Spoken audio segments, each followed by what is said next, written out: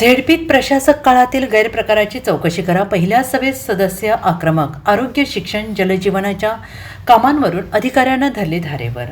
जिल्हा परिषदेमध्ये 4 वर्ष प्रशासक राजच्या काळात अनेक विभागात गैरप्रकार झाला आहे. त्यामुळे 4 वर्षातील कामाची विभागनिहाय चौकशी करा.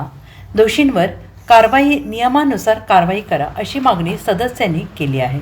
पहिल्या सभेत आरोग्य, जलजीवन, शिक्षण, बांधकाम अशा अनेक विभागांच्या कामकाजावरून सदस्यांनी अधिकाऱ्यांना धारेवर धरले. अध्यक्षा संगीता पाटील यांच्या अध्यक्षतेखाली शुक्रवारी पहिली सर्वसाधारण सभा झाली. त्यामुळे उपाध्यक्ष ऋषिकेश लाड, CEO विशाल नरवाडे, अतिरिक्त मुख्य कार्यकारी अधिकारी मनोज जाधव, सभापती सावित्री रवी पाटील, सभापती स्नेहल मोरे, सभापती पृथ्वीराज पाटील, सभापती दादासाहेब कोळेकर, पंचायत समितीचे सभापती उपस्थित होते. पहिली सभा असल्याने औपचारिकता आणि स्वागतापुरती मर्यादित चर्चा होईल अशी प्रशासनाची अपेक्षा होती. मात्र विषयपत्रिकेवरील चर्चा सुरू असताना सदस्यांनी ऐनवेळी विविध मुद्दे उपस्थित करत सभेचे स्वरूपच बदलावून टाकले आणि सरदार पाटील यांनी आरोग्य विभागातील स्वच्छता ठेका देताना गैरप्रकार झाल्याचा आरोप केला.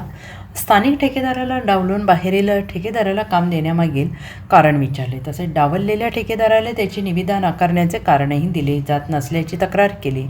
मात्र जिल्हा आरोग्य अधिकारी डॉक्टर विजयकुमार वाघ यांनी प्रक्रिया नियमानुसार झाल्याचे सांगितले.